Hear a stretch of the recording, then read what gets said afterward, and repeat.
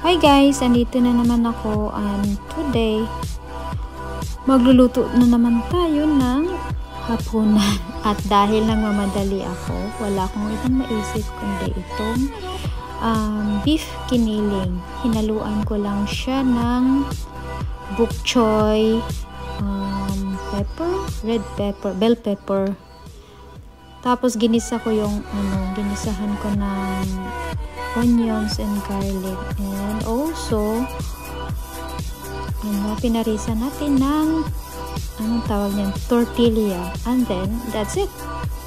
That's ready for my dinner. That's it, everyone. Enjoy your meal. Ganito lang kapag nagmadali ako.